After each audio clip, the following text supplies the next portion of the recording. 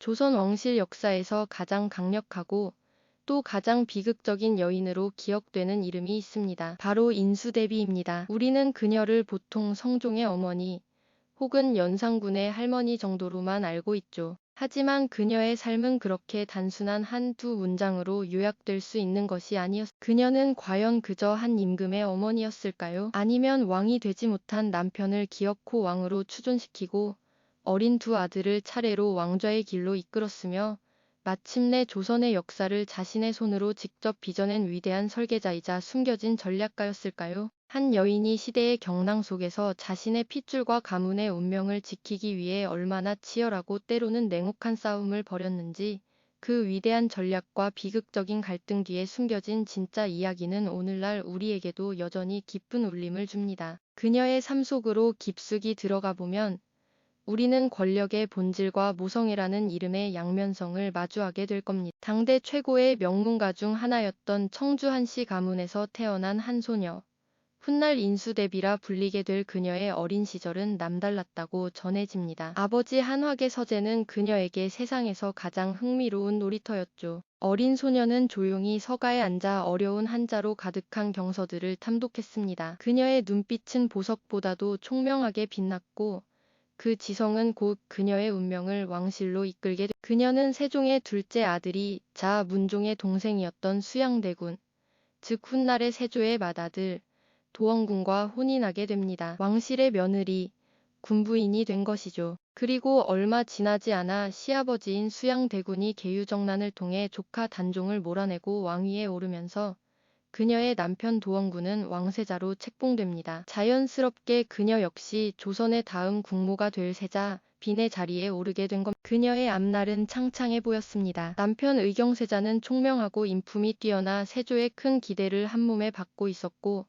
그녀 또한 지혜롭고 현명한 세자 빈으로서 왕실의 기대를 충족시켰죠. 따스한 봄날, 궁궐 후원을 거닐며 미래를 약속하던 젊은 세자 부부의 모습은 한 폭의 그림과도 같았습니다. 남편의 옷깃을 정돈해주며 나누는 담소 속에는 곧 태어날 아기들에 대한 기대와 함께 만들어갈 태평성대에 대한 꿈이 가득했습니다. 그녀는 월산대군과 자을상군, 훗날의 성종이 되는 두 아들을 낳으며 세자 빈으로서의 입지를 더욱 굳건히 다졌습니다. 모든 것이 순조로웠고 왕비의 자리는 이제 손만 뻗으면 닿을 듯 가까워 보였죠. 하지만 운명은 너무나도 잔혹하게 그녀의 행복을 시기했습니다. 불과 20살의 나이에 남편 의경세자가 갑작스러운 병으로 시름시름 앓기 시작한 겁니다. 궁궐 전체가 비상에 걸렸습니다. 어이들은 밤낮으로 세자의 탕약을 다렸고 왕과 왕비는 근심 속에 밤을 지새웠습니다. 젊은 세자 비는 병상에 누운 남편의 곁을 한시도 떠나지 않고 뜬 눈으로 밤을 새우며 그의 손을 꼭 잡았습니다. 하지만 모든 노력에도 불구하고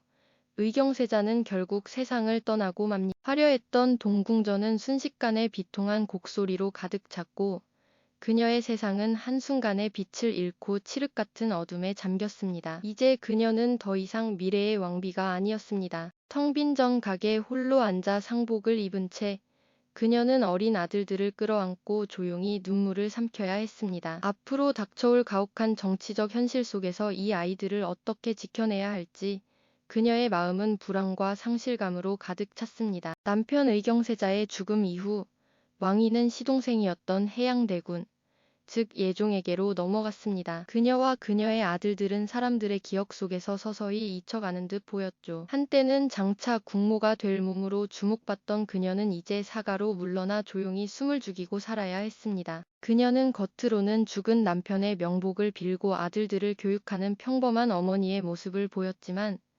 물밑에서는 조용히 때를 기다리며 칼을 갈고 있었습니다. 그녀는 시어머니인 정희 왕후와의 관계를 돈독히 하는 데 온 힘을 쏟았습니다. 궐에 들어갈 때마다 시어머니를 극진히 모시며 안부를 물었고 왕실의 대소사를 꼼꼼히 챙기며 자신의 존재감을 잃지 않으려 노력했습니다. 이는 단순한 효심이 아니라 언젠가 돌아올 기회를 잡기 위한 고도의 정치적 행보였던 셈입니다. 그 기회는 생각보다 빨리 찾아왔습니다. 시동생이었던 예종이 즉위한 지 불과 14개월 만에 갑작스럽게 세상을 떠나고 만 겁니다. 왕실은 또다시 후계자 문제로 엄청난 혼란에 휩싸였습니다. 예종에게는 아들 제한대군이 있었지만 나이가 너무 어렸습니다. 두 여인은 깊은 밤 내전에서 은밀하게 차를 나누며 대화를 나누었습니다. 정의왕후의 노련한 경륜과 인수대비의 날카로운 판단력이 결합되면서 아무도 예상하지 못했던 결정이 내려집니다. 바로 예종의 아들 제한대군이 아닌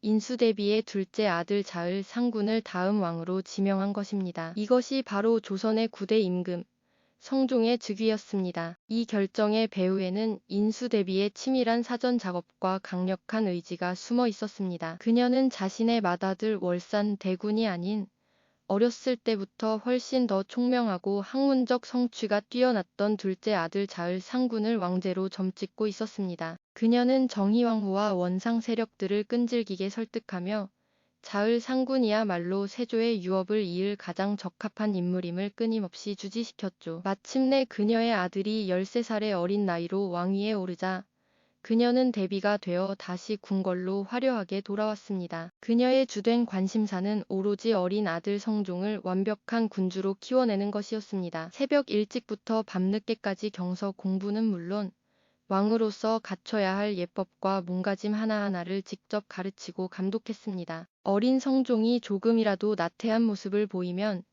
그녀는 회초리를 들고 단호하게 꾸짖는 것을 서슴지 않았다고 합니다. 왕을 만든 어머니이자 그림자 속에서 왕국을 다스리는 보이지 않는 실권자, 바로 인수대비로 거듭난 순간이었습니다. 성종이 성인이 되어 친정을 시작하고 대왕대비 정의왕후가 세상을 떠나면서 인수대비는 명실상 부안왕실의 최고 어른이 되었습니다. 그녀가 수십 년간 인내하고 계획했던 모든 것들이 결실을 맺는 듯 보였죠. 아들 성종은 어머니의 기대를 저버리지 않고 학문을 사랑하며 나라를 안정적으로 다스리는 성군으로 성장했습니다. 여러 규수들 가운데 후궁이었던 숙의 윤씨가 새로운 중 전의 자리에 오르게 됩니다. 새로운 왕비는 곧 원자, 즉 미래의 왕이 될 연산군을 낳으며 왕실에 큰 경사를 안겨주었습니다. 인수대비 역시 그토록 고대하던 적장손을 얻게 되어 기쁨을 감추지 못했습니다. 그러나 기쁨도 잠시, 고부 사이에는 점차 불길한 기운이 감돌기 시작했습니다. 인수대비와 새로운 왕비 윤씨는 기질적으로 너무나 다른 사람들이었습니다. 인수대비는 즉시 왕비를 자신의 처소로 불렀습니다. 그녀는 차가운 목소리로 왕비에게 국모로서의 처신과 투기하지 말아야 할 의무에 대해 엄하게 가르쳤습니다. 하지만 젊고 기가 샜던 왕비는 시어머니의 이런 가르침을 잔소리로 여기며 속으로 반발심을 키워나갔습니다. 둘의 갈등은 시간이 갈수록 점점 더 깊은 골을 만들어갔습니다. 한 번은 왕비가 독이 든 곶감을 후궁에게 보냈다는 흉흉한 소문이 궁궐에 퍼지기도 했습니다. 진위 여부를 떠나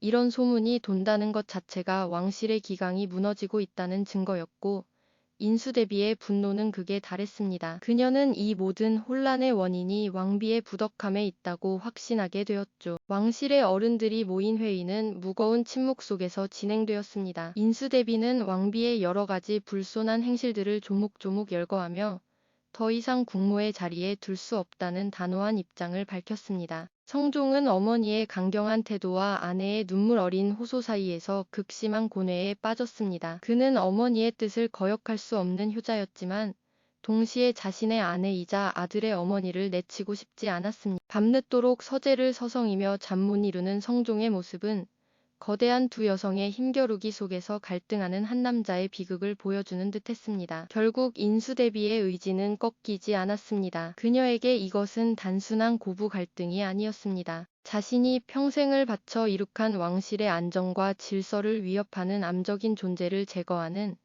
국가적인 차원의 문제였던 겁니다. 인수대비의 마음속에서는 이미 며느리에 대한 냉혹한 결단이 서서히 굳어지고 있었습니다. 과연 한 여인의 위대한 전략과 강인한 모성애는 어디까지 정당화될 수 있을까요? 오늘 이야기가 흥미로우셨다면 구독과 좋아요를 부탁드립니다. 다음 시간에는 더욱 흥미로운 역사 속 인물 이야기로 돌아오겠습니다. 그리고 그 냉혹한 결단을 실행에 옮기게 만드는 결정적인 사건은 마침내 터지고 말았습니다. 어느 깊은 밤, 성종이 다른 후궁의 처소에 들렀다는 사실을 알게 된 왕비 윤씨는 이성을 잃고 말았죠. 그녀는 분노에 휩싸여 왕의 처소로 달려갔고 그곳에서 성종과 격렬한 언쟁을 벌였습니다. 그 과정에서 감정을 주체하지 못한 왕비의 손톱이 그만 성종의 얼굴에 상처를 내고 만 겁니다. 그녀는 마치 기다렸다는 듯이 차갑고 단호한 목소리로 신하들을 소집하라는 명을 내렸습니다. 곧바로 왕실의 최고 어른들과 중신들이 모인 어전회의가 소집되었습니다. 그 중심에 앉은 인수대비는 한치의 흔들림도 없는 목소리로 왕비 윤씨의 죄상을 하나하나 열거하기 시작했습니다. 성종은 차마 고개를 들지 못했습니다. 결국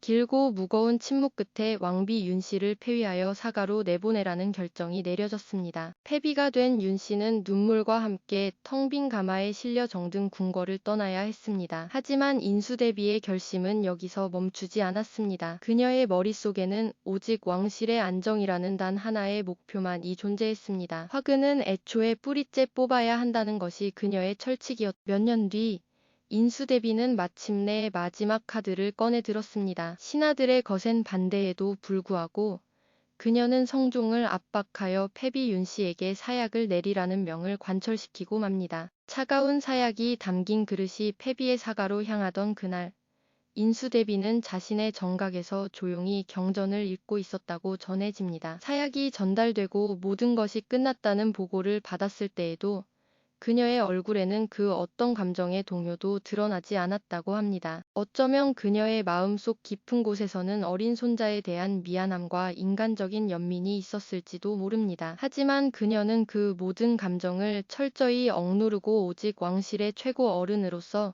그리고 이 나라의 미래를 설계한 전략가로서의 냉혹한 임무를 완수했을 뿐입니다. 그녀는 자신의 손으로 며느리를 죽음으로 내몰면서 아들 성종의 왕권을 반석 위에 올려놓았고 동시에 자신의 손자 연산군의 가슴에는 영원히 아물지 않을 깊은 상처와 비극의 씨앗을 심어버린 셈이었습니다. 시간이 흘러 성종이 세상을 떠나고 마침내 폐비 윤씨의 아들 연산군이 왕위에 올랐습니다. 인수대비는 이제 대왕대비가 되어 왕실의 가장 높은 곳에서 여전히 막강한 영향력을 행사하고 있었습니다. 초기 몇 년간 연산군은 비교적 무난하게 국정을 운영하는 듯 보였습니다. 하지만 그의 내면 깊숙한 곳에서는 어머니의 비극적인 죽음에 대한 의문과 분노가 용암처럼 들끓고 있었습니다. 그리고 마침내 그는 모든 진실을 알게 되었습니다. 자신의 어머니가 할머니인 인수대비의 주도하에 억울한 죽음을 맞이했다는 사실을 말이죠. 그 순간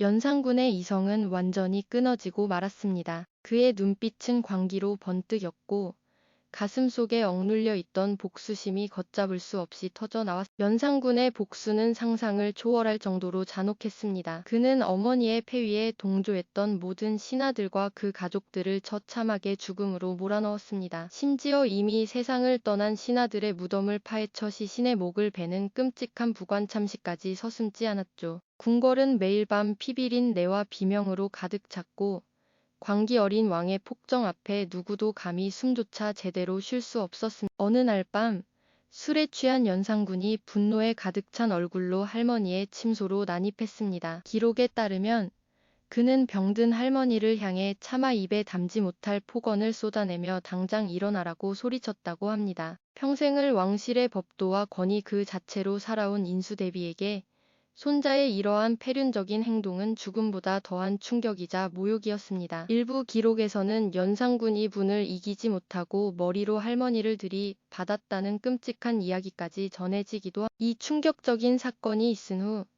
인수대비의 병세는 급격히 악화되었습니다. 그녀는 텅 빈 침전에 누워 가쁜 숨을 몰아쉬었습니다. 남편을 잃고 쫓겨나듯 사가로 물러나야 했던 젊은 시절, 시어머니의 그늘 아래에서 숨죽이며 때를 기다렸던 인고의 세월, 마침내 아들을 왕으로 만들고 권력의 정점에 섰던 영광의 순간들, 그리고 자신의 손으로 며느리를 죽음으로 내몰아야 했던 냉혹한 결단의 날까지. 하지만 그 결과는 손자의 광기 어린 폭정과 피로 물든 궁궐이었습니다. 자신이 필생의 과업으로 이룩한 모든 것이 바로 그 자신의 손자에 의해 무너져 내리는 모습을 무력하게 지켜보며 그녀는 과연 무슨 생각을 했을까요? 얼마 지나지 않아 인수대비는 그토록 지키고자 했던 궁궐에서 쓸쓸하게 눈을 감았습니다. 위대한 전략가이자 강인한 어머니였던 한 여인의 삶은 그렇게 자신의 전략이 낳은 가장 끔찍한 비극 속에서 막을 내리고 말았습니다. 과연 그녀는 자신의 혈통과 왕조를 지켜낸 위대한 수호자였을까요?